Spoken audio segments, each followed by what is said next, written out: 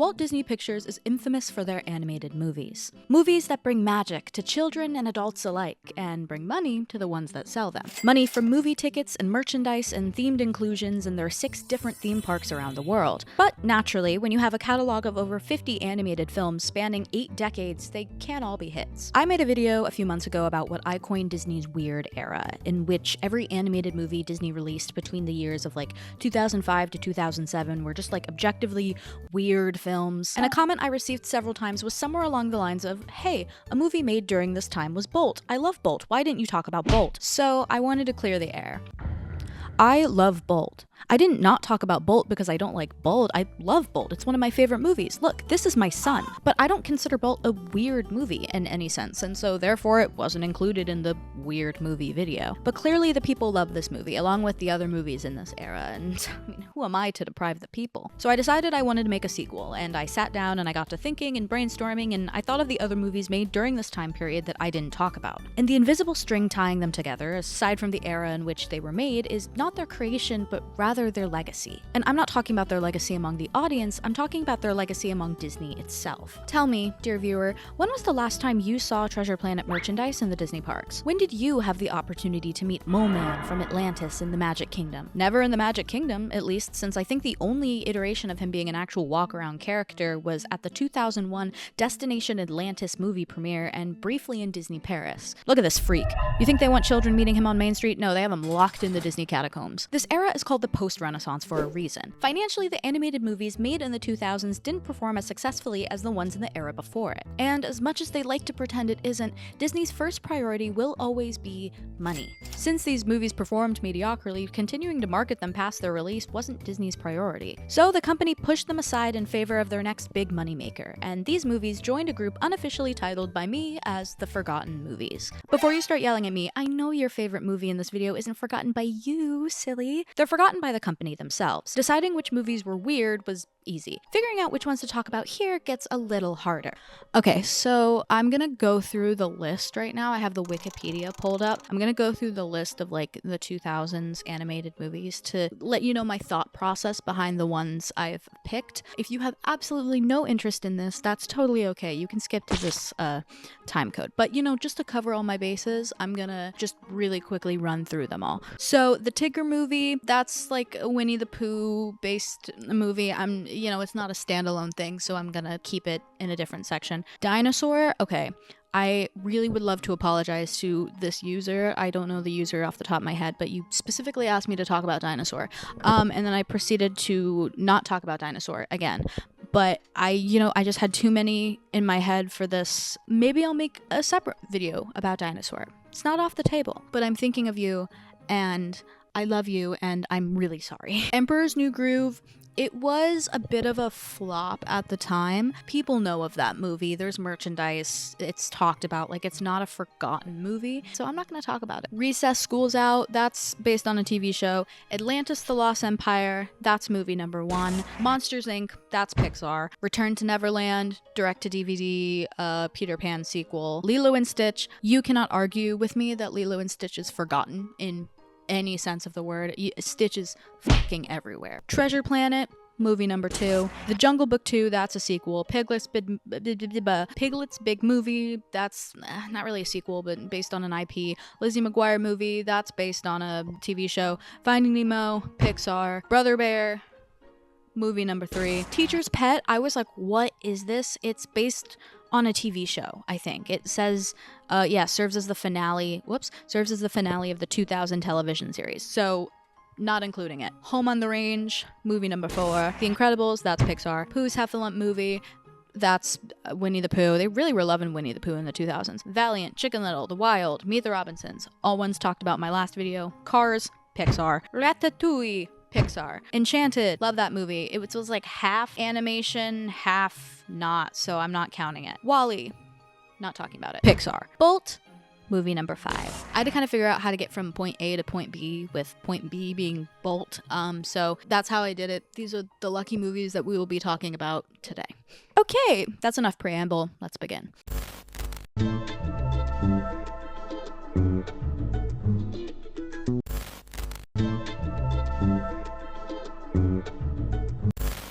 For close to 2,000 years, society has been fascinated by the lost city of Atlantis, a fictional city created by Greek philosopher Plato. Described to be an allegory on the hubris of nations, Plato stated, "In a single day and night of misfortune, the island of Atlantis disappeared into the depths of the sea." It was this quote that served as the inspiration for Gary Trousdale and Kirk Wise's next venture into Disney animation, having already experienced previous successes with Beauty and the Beast and The Hunchback of Notre Dame. The directors wanted to move away from the fairy tale fantasy setting that the Renaissance era prioritized, and instead move to an adventure story with an ensemble of creative characters. After the team finished work on Hunchback, they were quick to move into a new project, wanting to keep the same team of creatives together. Inspired by classics like 20,000 Leagues Under the Sea and Swiss Family Robinson, along with more recent blockbusters like Indiana Jones, the pair first came up with the idea to adapt Jules Verne's Journey to the Center of the Earth. This eventually shifted to become a more original story inspired by the Plato quote I stated earlier. They made t-shirts that said Atlantis, fewer songs, more explosions, and got to work. Once the concept for the movie was developed, the crew put tons of research into figuring out how they wanted to create the setting and the world of Atlantis. They looked at Mayan architecture, studied technology from the early 20th century, and traveled underground in the Carlsbad Caverns in New Mexico. Inspired by cultures that grew out of nature, the team not only designed an original civilization, but created an entirely new language for it as well.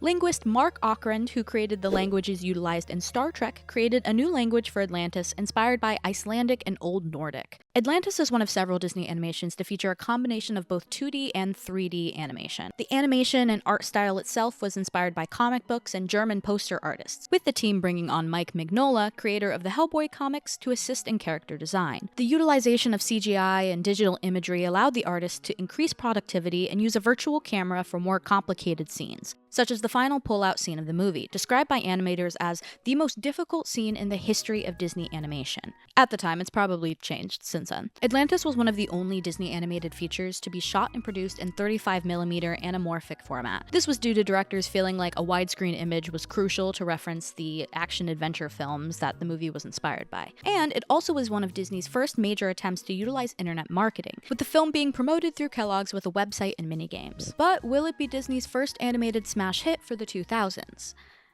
No, but let's watch it and pretend like we don't already know that. Ooh, they got one of the... Oh my god, it's way too loud.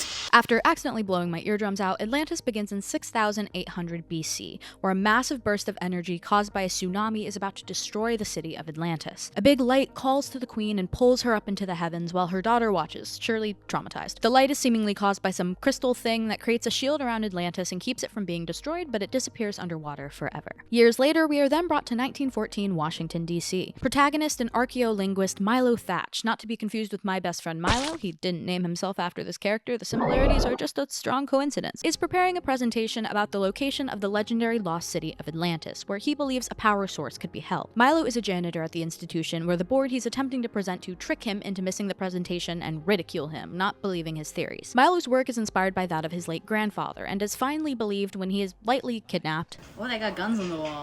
Of course they have guns on the wall. They're adventures. Of course. But of course. How could I be so stupid?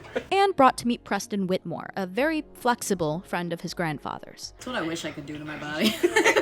I want to crack my whole body. Like that? You want to put your feet on your head? I want to wring my spine out. Whitmore informs him that his grandfather found the Shepherd's Journal, an ancient manuscript that contains directions to Atlantis, and recruits him for an exploration. After arriving at the submarine Ulysses, which is a feat of engineering, both for the characters in the story and the CGI artists that made it, Milo meets the rest of the kooky crew he is to be traveling with. This crew consists of a commander, lieutenant, explosions guy, geologist, doctor, 15-year-old mechanic, queen radio operator who really gives Roz from Monsters, Inc. No, she's literally Roz, are you kidding me? And a cook. One of these is not gonna be a good guy, and I know it. There are also a ton of crew members and mercenaries who don't last long, as the majority of the crew is soon killed by a giant mechanical leviathan.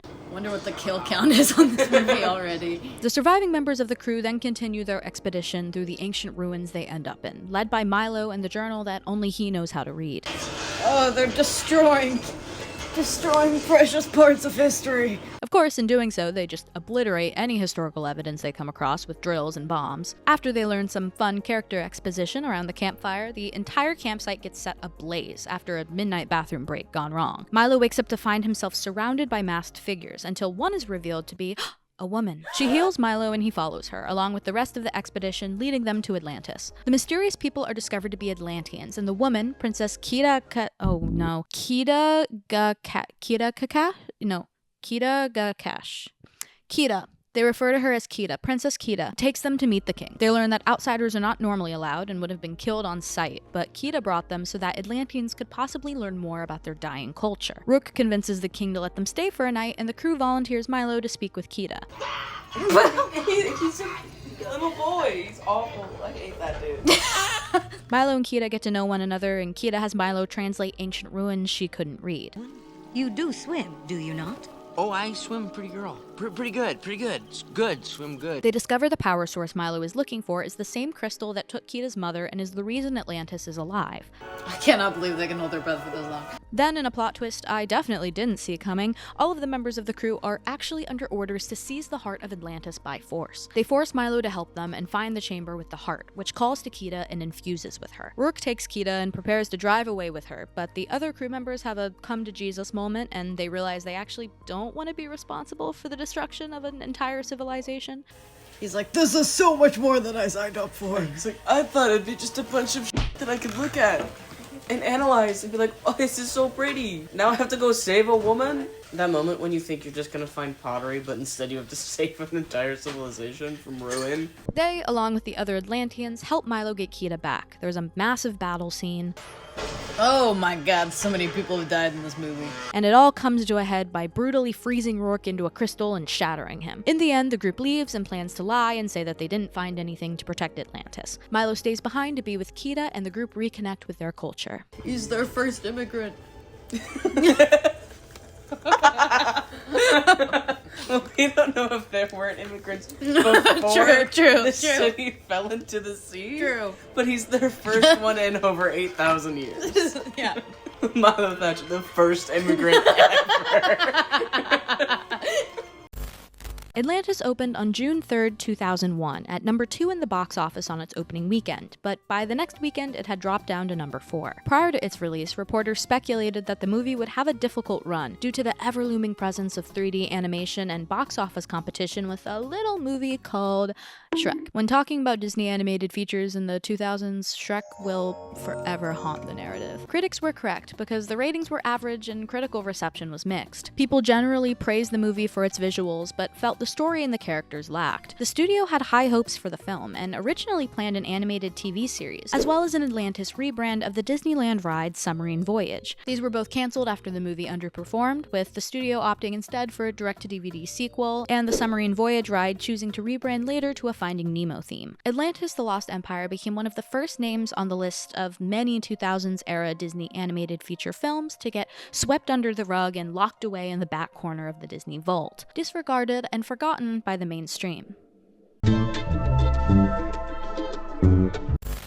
Treasure Planet was a passion project. A dream and a wish so important to directing duo John Musker and Ron Clements that they only agreed to a 7-year contract as long as Disney let them make this movie. You see, Clements first pitched the concept of Treasure Planet, a science fiction adaptation of the book Treasure Island, in 1985. At the same meeting, he and Musker pitched The Little Mermaid. The studio obviously went with The Little Mermaid first, and once it wrapped, they pitched Treasure Planet again. With the studio still uninterested, the pair was then put on Aladdin. After Aladdin, the duo tried yet again to pitch Treasure Planet, but Disney chair Jeffrey Katzenberg was still uninterested. Unwaveringly determined to make this movie, the pair finally got the support of Vice Chairman Roy Disney to develop and make their movie. Not only that, but while negotiating their contract to continue work with Disney for the next 7 years, they specifically stipulated in their contract that they would only extend their work if they could make Treasure Planet. Therefore, as soon as they finished Hercules, they finally got to work on their passion project. The act of adapting a classic adventure novel into a science fiction setting, able to dazzle a modern audience, has its challenges. The team wanted to make sure that the adventure still felt real, and that the science fiction setting didn't feel cold and desolate like so many science fiction settings did. In regards to character, changes were made to the protagonist Jim Hawkins to better fit into the new story. The character was aged up from a child to an adolescent preteen, and was made to be a little more troubled and directionless in order to emphasize the father father-son relationship between him and John Silver. The art style for Treasure Planet operated on what the studio called the 730 law, meaning that the overall look should be 70% traditional and 30% sci-fi. The art was inspired by classic storybook illustrations, with the animators wanting the look to have a warm color palette and painterly feel. The animation was not only a hybrid in art style, but in medium, as the animation was another example of combining traditional hand-drawn animation with CG. In fact, the delayed and slow approval process for the film actually kind of worked in their favor, as more technology had had the time to develop and be utilized on the film. The animators were able to move the camera however they wished and situate it for certain dynamic shots. This camera, along with the lighting direction, moved around a digital set where the backgrounds were fluid and 3D. The animators had the added challenge of blending this 3D animation with the 2D, and the complicated camera movements resulted in perspective shifts that needed to be properly animated. The animation styles were further blended in the character of Long John Silver,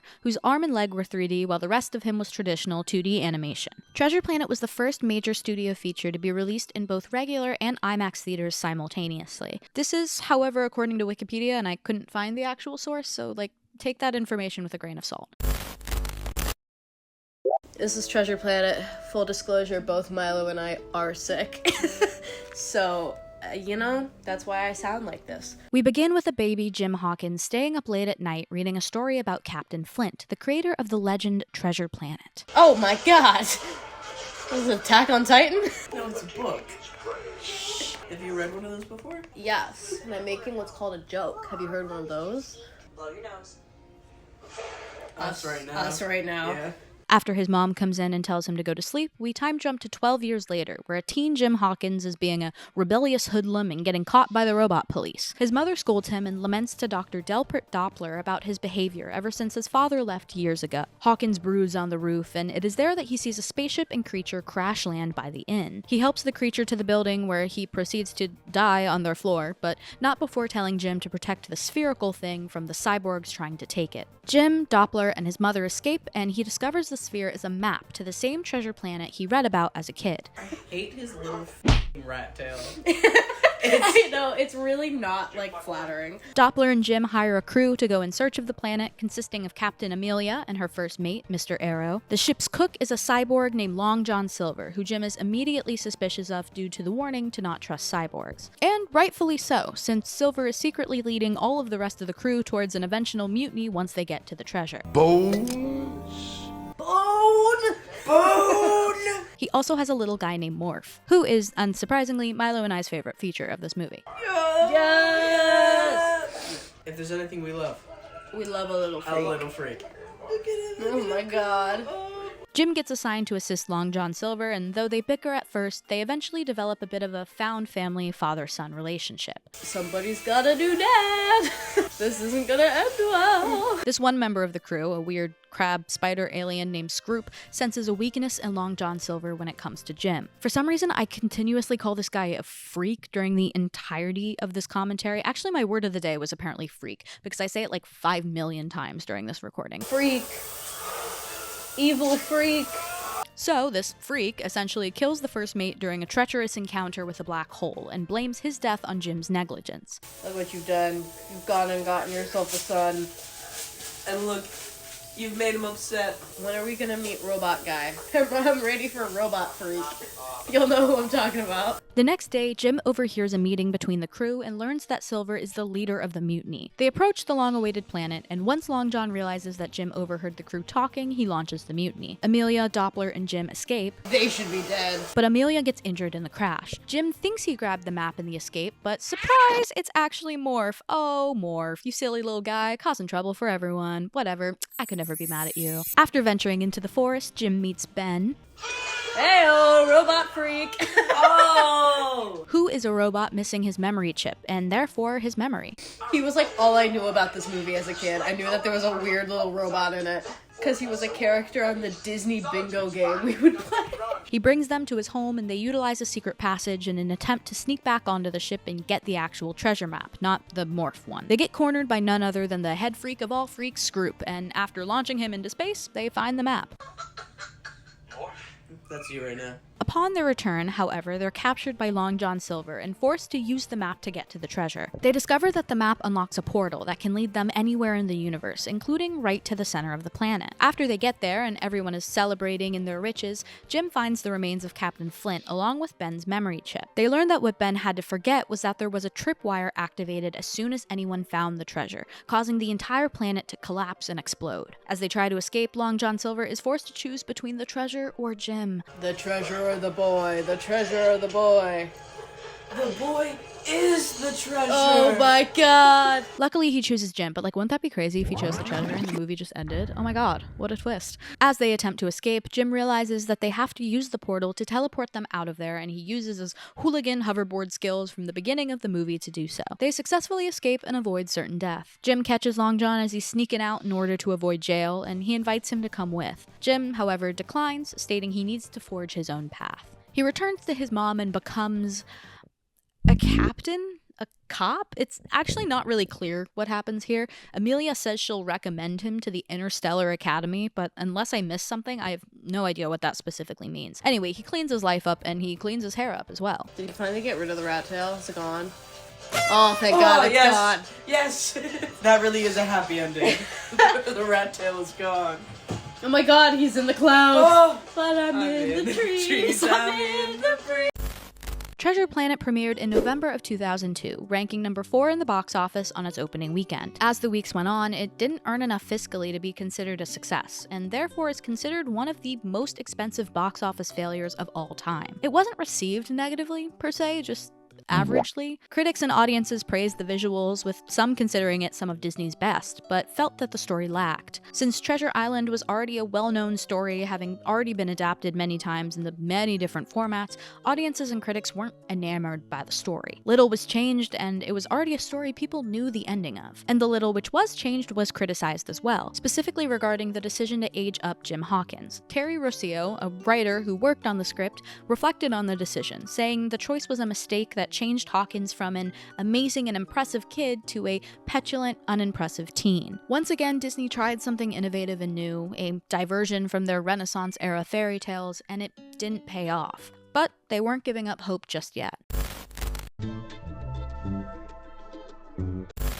Guys, you'll never believe it, Brother Bear was one of my favorites. I know, you'd never be able to guess. After Disney had such success with The Lion King, Michael Eisner wanted to make more animal-centric Disney animated features, and suggested the next film be set in North America. Veteran animator Aaron Blaise returned to help with the movie and was brought on to be a co-director, alongside Bob Walker. Blaise did research on different bear myths around the world, and found inspiration in Native American transformation myths. Once the project was greenlit, Blaise went to Alaska for research, as well as Yellowstone, the Grand Tetons, and California's Sequoia National Park. Brother Bear was the first movie to be fully formed start to finish at Disney's Florida Animation Studio. Previous movies had been animated here, like Mulan and Lilo and Stitch, but their idea and conception were developed elsewhere. This movie was born, developed, and animated all at the Florida studio. Unfortunately, it would be the first and last to do so, since the studio ended up closing in March of 2004 to pivot towards computer animation, an indication of what was soon to come. Writer Tab Murphy, known for his previous work on The Hunchback of Notre Dame and Tarzan, was brought on to help write the script. The script went through a lot of changes and development, with variations including a King Lear-inspired story of a blind bear traveling the forest with his 3 daughters, and a father-son story where the son gets transformed into a bear. Another version shows the protagonist Kenai being taken in by an older bear, but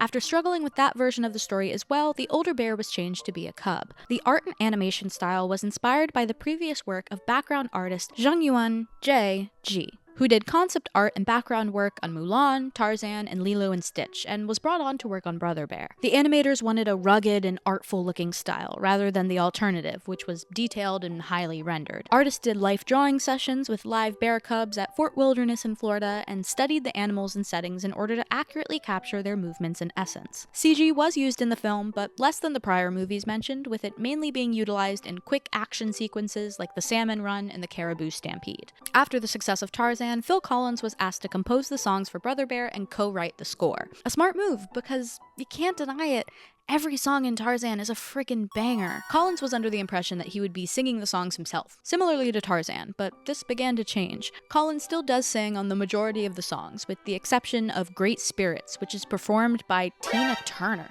Wait, Tina Turner? What the fuck? How did I go my entire life not knowing Tina Turner sang on the Brother Bear soundtrack? Did I live under a rock? Oh, wait, I was 1 year old.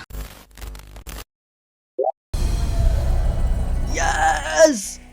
I love Brother Bear! We begin as our prior two movies began, with a story. An older man named Denahi tells a story to a group of villagers about him and his two brothers, the story we are about to hear. As previously mentioned, Brother Bear is set in Alaska after the Ice Age, where the local tribes believe that all creatures are created and connected through the Great Spirits, who appear in the form of the Northern Lights. They communicate with the shaman of the tribe, who is preparing to give the youngest brother, Kenai, his totem. The totems are in the shapes of animals that symbolize the trait that they must live by before they can call themselves a man. We have a lovely montage of what life is like for the three brothers in the tribe leading up to Kenai's ceremony.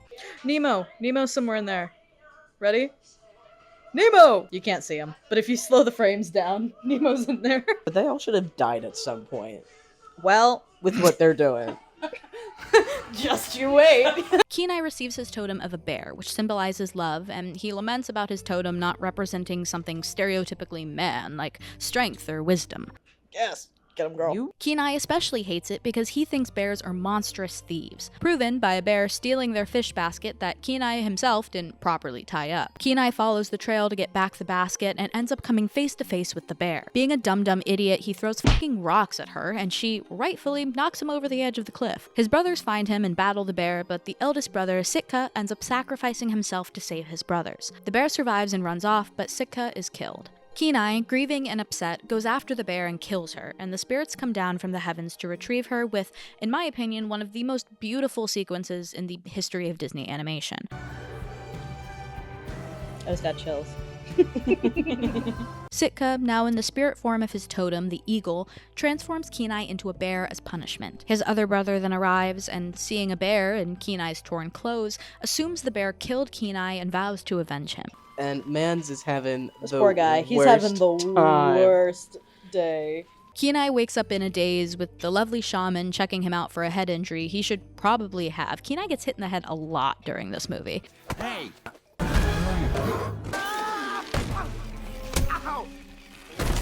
As he tries to speak to her, he realizes he's been turned into a bear and rightfully freaks out. Tanana tells him he has to go find where the light touches the earth to be turned back, but first he must correct what he did wrong. She then vanishes into the night. Or day, technically. Realizing he can now talk to animals, Kenai meets two moose brothers named Rut and Tuk, who call him crazy after he tries to explain his situation to them. Rut and Tuk are voiced by Rick Moranis and Dave Thomas, who play two Canadian radio host characters and essentially were just asked to be those characters in the movie to serve as the comedic relief. Kenai ends up getting caught in a bear trap and is freed by a bear cub named Koda, who yaps his ear off until they have to hide from Denahi. Koda tells Kenai that his mother is missing, and they make a deal in which Kenai will escort Koda to the salmon run, and then Koda will lead Kenai to the mountain.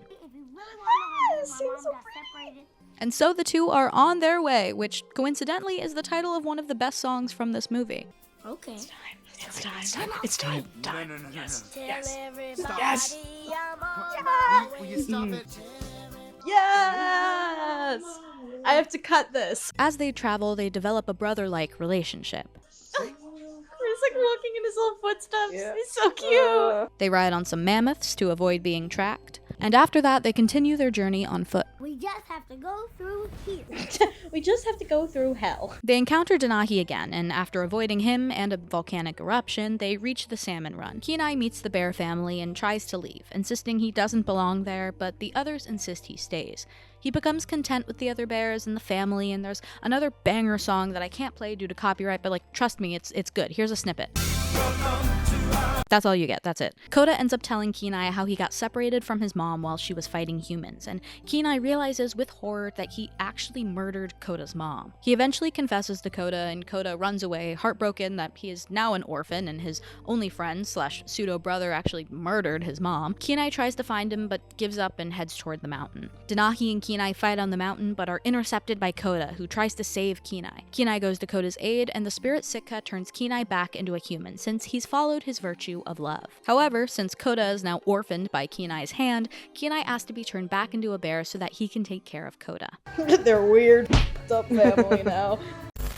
Brother Bear was released on November 1st, 2003. It was originally scheduled for a spring 2004 release but was switched with Home on the Range. Many speculated this was due to Home on the Range story rewrites. The reality, however, was that Disney actually wanted to advertise Brother Bear on the DVD release of The Lion King Platinum Edition. Obviously, I've been raving about how much I love this movie, so the critics probably think the same. Oh. Brother Bear has an average rating of 5.5 out of 10. As usual, they liked the art and the general message, but thought the movie was sweet rather than exciting. It simply didn't live up to its predecessor, The Lion King, and wasn't on the same level as Pixar's recent release, Finding Nemo. Something that was noted by critics was the film's use of aspect ratio as a storytelling device, as the film started in standard widescreen and then moved to anamorphic after Kenai transforms into a bear. At the time, Brother Bear was the first and only animated feature to have this technique until The Simpsons movie and Enchanted. Despite its lower critical ratings, Brother Bear did fairly well in the box office, most likely due to its lack of competition from other animated family movies. A TV spin-off of the movie was developed, but eventually killed after Disney Channel executives decided it wouldn't advance them towards their goal for the channel at the time, which was to reach and engage tween audiences. My initial surprise at the movie's critical reception introduces us to a phenomenon often forgotten and frequently experienced when it comes to Disney films, which is nostalgia clouding judgment. I think Brother Bear is a great movie, and I can still think that regardless of critical reviews and what other people think,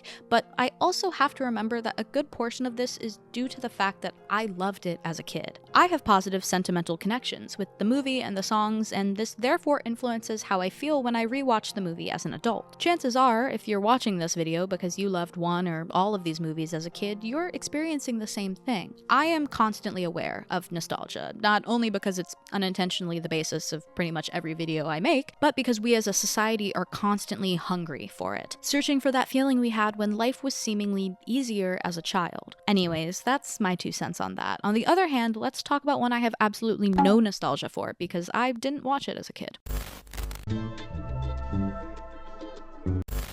In what seems to be a common denominator amongst these movies, Home on the Range was not a first-choice movie. Director Mike Gabriel had considered adapting a Western movie in some way prior to coming up with the idea for his film Pocahontas, but executives were far more interested in the latter. After Pocahontas, he pitched a Western film titled Sweating Bullets, in which a kid gets sent to the Western US but is knocked off his train and ends up on a cattle drive. After Sweating Bullets went into development, this plot was revisited to be a supernatural Western about a cowboy in a ghost town. The plot was then changed once again to be about a bull named Bullets who wants to be more like the horses who lead the herd. And in 1999, story artist Michael Labash suggested a story involving 3 cow protagonists becoming bounty hunters to save the farm. So clearly the team was having a bit of a hard time deciding on a cohesive story, and the higher-ups took notice of this. In 2000, Mike Gabriel and co-director Mike Giaimo were removed from the project they conceived, and Will Finn and John Sanford were hired as the new directors. The team was quickly downsized, with Finn and Sanford wanting to downsize the writing team, along with Pixar recruiting writer David Reynolds for Finding Nemo. The movie was then completed in bits and pieces, largely hashed out in the storyboards. Overall, the team was very committed to making a movie that wasn't as serious as the previous animated features. Home on the Range was largely known and advertised to be the last traditional 2D animated feature to emerge from Disney for a little while, since they'd soon follow the trends and turn to computer animation. The animation used a technique called faceting, in which artists would lay down a flat plane of color and then go back over it with textured watercolor paper or a different colored fabric. This then created an illusion of perspective. Home on the Range was, of course, a musical, with songs written by none other than Disney legend himself, Alan Menken. Menken signed a deal with Disney in 1998 to compose songs and/or scores for their films, and after Hercules, he was attached to Home on the Range, or Sweating Bullets at the time, with lyrics written by Glenn Slater. Menken wrote the first of the film's 6 original songs in 1999, and the song Will the Sun Ever Shine Again was composed after 9/11. Yeah, surprise, Home on the Range is connected to 9/11. Funny, the way the world works.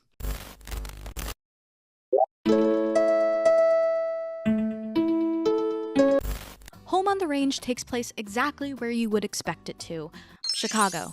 I'm just kidding. It's the range, the Wild West, and it looks very pretty. This is really pretty looking. Prized show cow Maggie is being sold to the farm Slice of Heaven after the cattle rustler Alameda Slim stole the entire herd of cows at her previous ranch in one night. She makes a grand entrance since the farm is a small, quiet place. Okay, girl. Get it, Maggie?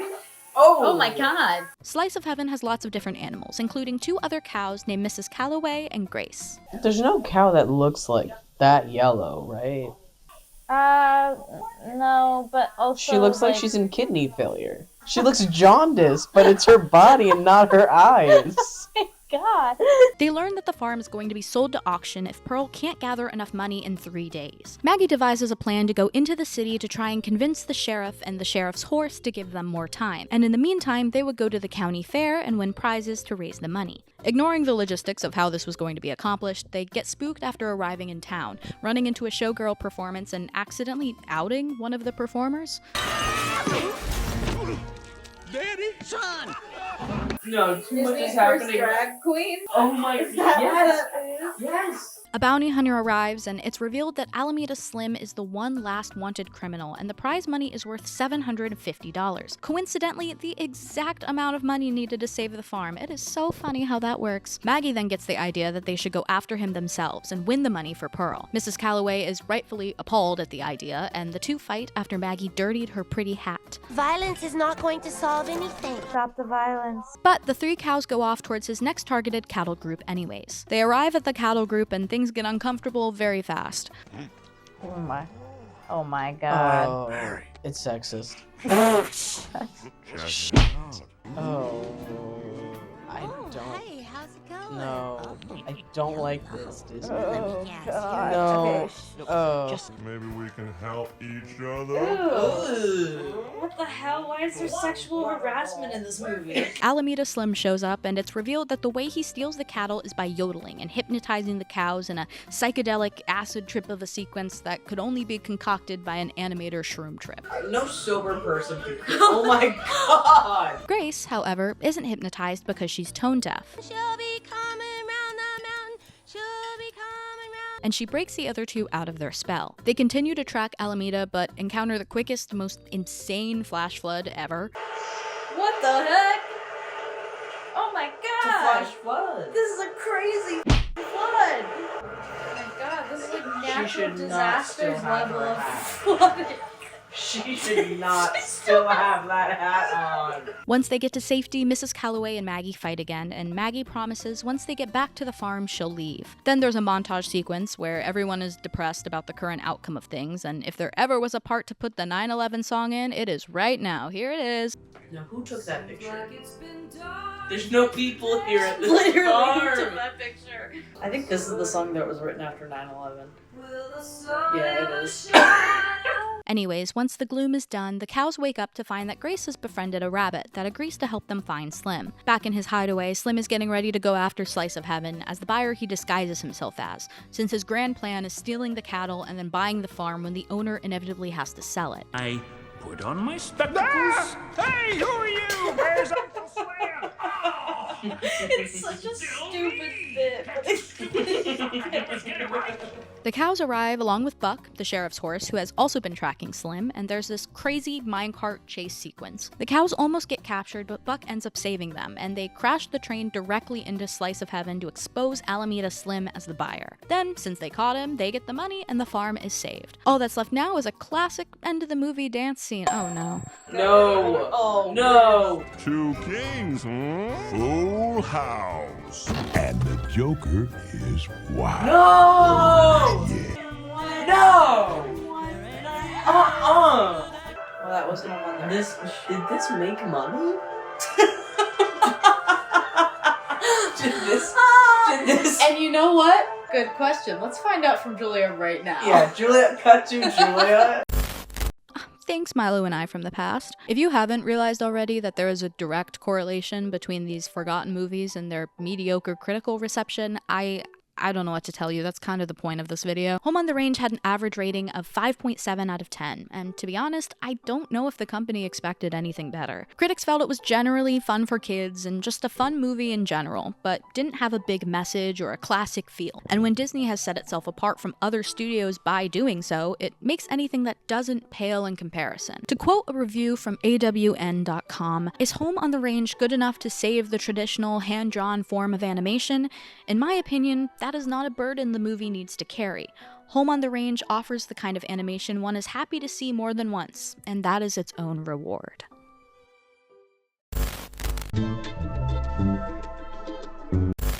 And my dear friends, we've arrived. The catalyst for this video itself. Bolt, in my opinion, indicates a shift. In between Home on the Range and Bolt are the movies I spoke of in my last video. And if we're not counting Disney distributed movies like Valiant and The Wild, this would be Chicken Little and Meet the Robinsons. Two Disney entries into the CG animation world that weren't necessarily received well and had people questioning if Disney was gonna survive the industry change. Bolt is a turning point. A movie that sits right on the line between forgotten and remembered by Disney. It's not completely ignored. I mean, I bought this Bolt stuffed animal in Disney World just a few years ago, and I have a Bolt figure sitting behind me that you can purchase in Five Below. So it isn't as obscure as the other movies on this list, but if you search forgotten Disney movies, Bolt is frequently on this list. So let me walk you through its development because it's actually pretty intricate. We start in 2002. Chris Sanders and Dean DeBlois, directors of Lilo and Stitch, signed a multi-picture deal with Disney and were working on an untitled computer animated film. In 2003, the film was revealed to be titled American Dog. The plot centered on a famous canine star named Henry who finds himself stranded in the Nevada desert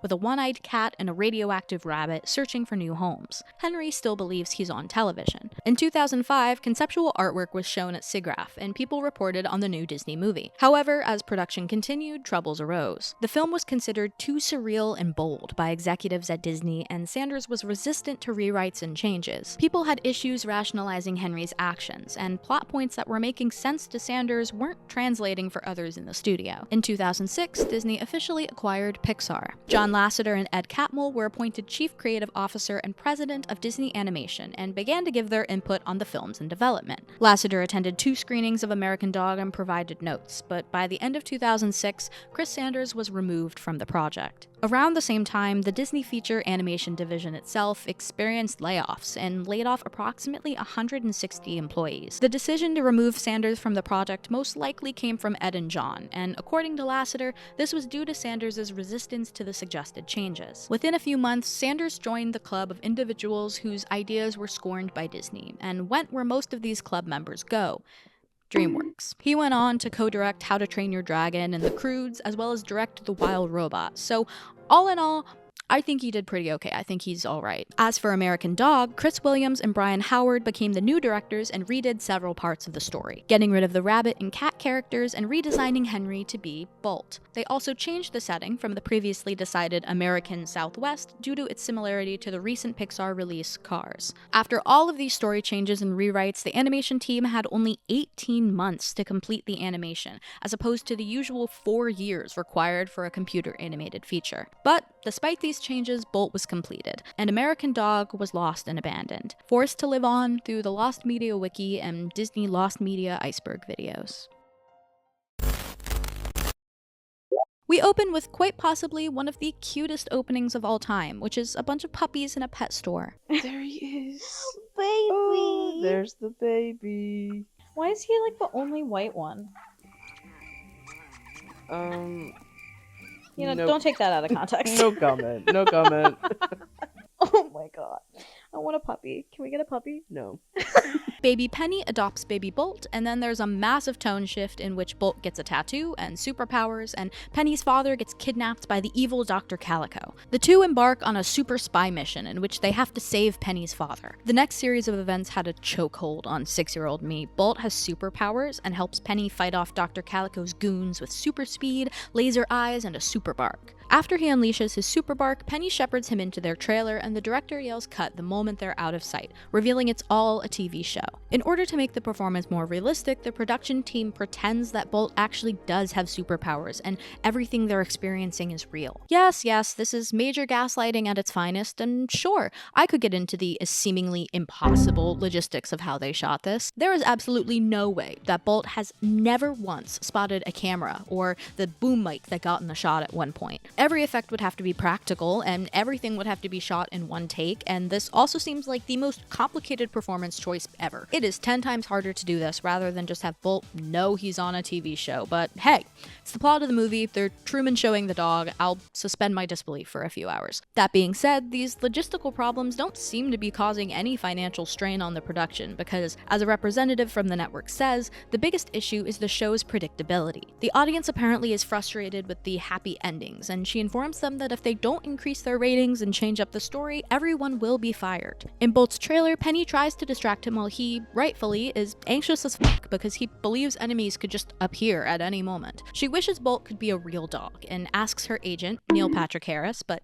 not Neil Patrick Harris, if she could take Bolt home for the weekend, to which he of course says no in the most confusing way possible. I would do anything for her, and I would trade her for you in a heartbeat.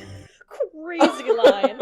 The next day, Penny and Bolt are on a mission that results in Penny getting kidnapped, leaving the episode and Bolt on a cliffhanger. Bolt, rightfully freaking out, escapes the trailer to find Penny. Genuinely, this is the part I think of every time I'm editing something and I'm replaying it over and over again.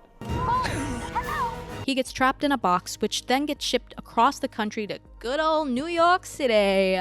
Quite literally the most overstimulating place to just like wake up in suddenly. New York City. Is the middle of New York City. As he runs rampant around the city, Bolt attempts to utilize his powers, only to find that they aren't working. His only logical explanation is that the packing peanuts he was shipped in weakened his skills. Bolt decides that he needs to talk to someone close to Calico, like a cat, and some pigeons lead him to Mittens. Mittens is an alley cat running a bit of a pigeon mafia servant ring in which she sends the pigeons out to get food for her, in return for her offering protection and seemingly sparing their lives. Bolt demands to be taken to Penny, to which Mittens has no idea what he's talking about.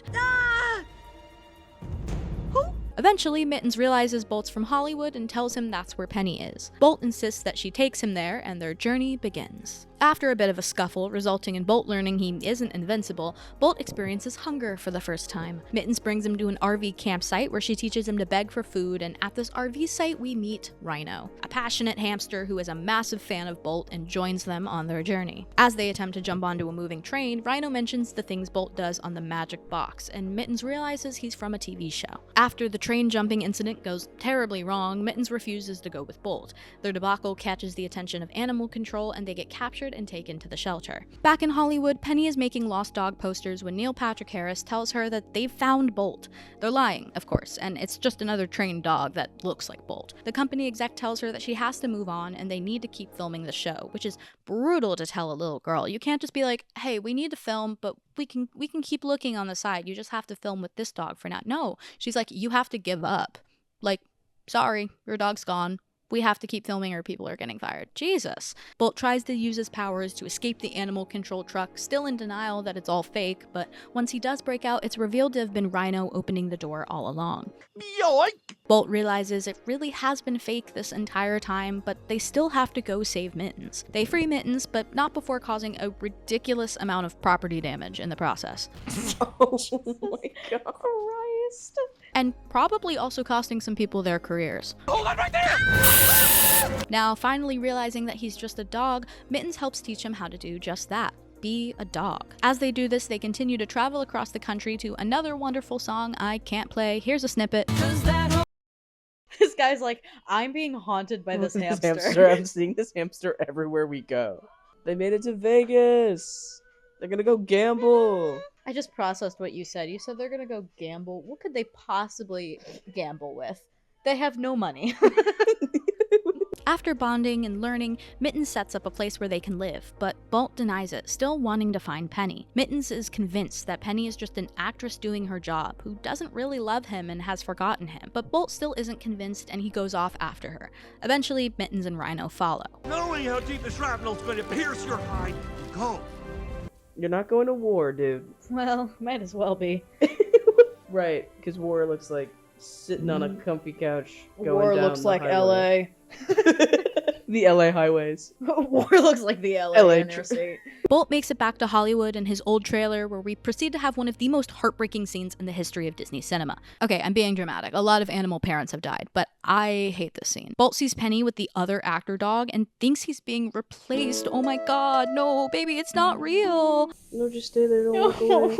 No, don't walk away. No, stay. Keep watching it. I know, that's like the worst. Heartbroken and thinking he's been replaced, Bolt leaves and Penny goes to shoot the scene. While shooting the scene, and while Penny is suspended like 50 feet in the air, one of the most egregious displays of workplace safety neglect occurs, in which fake Bolt gets spooked and knocks over a lit torch, lighting the studio on fire. Instead of immediately putting it out, because per set safety requirements, someone should have been watching the open flames at all times with a fire extinguisher, they attempt, fail, and evacuate the studio. Oh, but guess who they forgot? The little girl suspended 50 feet in the air. They left her up there?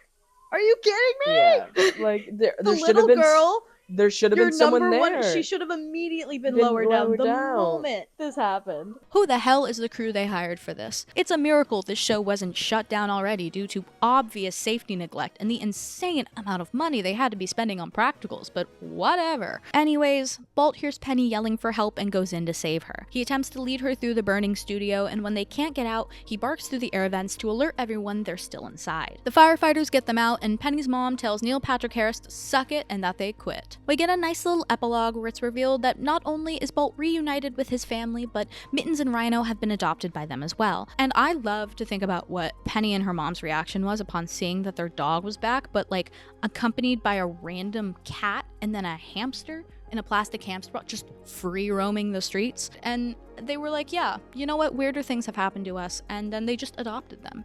And I love it. Bolt is a turning point for many reasons, one of which being its critical reception, breaking the 5-star mediocre curse that Disney had fallen into in the 2000s. Bolt has an average rating of 7.2 out of 10, and 90% of the critics' reviews were positive. It still wasn't necessarily believed to be on the same level as Pixar's films, but it was a step up from the previous movies. It didn't resort to crude or pandering humor like Shrek or Chicken Little, and critics generally liked that. I haven't previously mentioned awards at all, but Treasure Planet and Brother Bear were nominated for stuff, and Bolt was nominated but lost pretty much every award to either WALL-E, Kung Fu Panda, or Madagascar. And I'm sorry guys, I can't be mad about that. I love Bolt, but we know where my loyalties lie. Kung Fu Panda, obviously. After Bolt's release in 2008, Disney started to hit their stride again, with the exception of their CGI version of A Christmas Carol in 2009, which I think most people, including me, forget exists. The animated movies released by Disney post-Bolt generally performed better, with a higher critical reception and therefore more merchandise, park inclusion, and general fanfare. The Princess and the Frog, released in 2009, outgrossed every 2D animated film we just talked about, and had generally positive reviews. It made history with the creation of the first Black Disney princess, and is still acknowledged in merchandise, along with the recent retheming of Splash Mountain to Tiana's Bayou Adventure. Tangled, released in 2010, is a fan favorite still very prevalent in the Disney zeitgeist, despite its main involvement in Disney World being a bathroom. Wreck-It Ralph did well, and I don't think I even need to talk about Frozen. I think we all know how that went. With the release of these fiscally and critically better performing movies, Disney pushed their 2000s creations aside. It's just business. They focused on what more people knew, enjoyed, and would get them the most of that sweet, sweet cash. To any normal person who doesn't care about this monopoly of a company,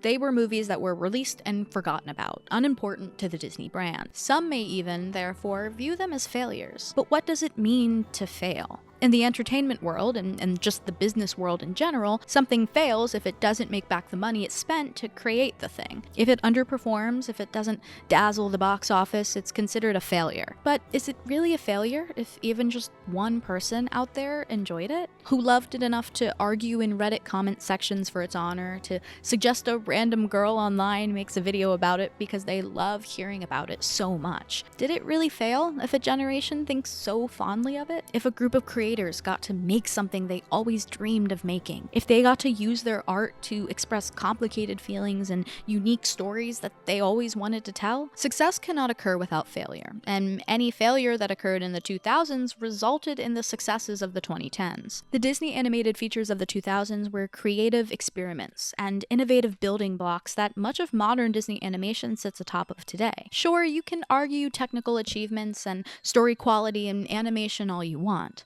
but the root of if you yourself view a movie or a TV show or a piece of music as successful and meaningful is if it made you feel something. And I don't consider that a failure.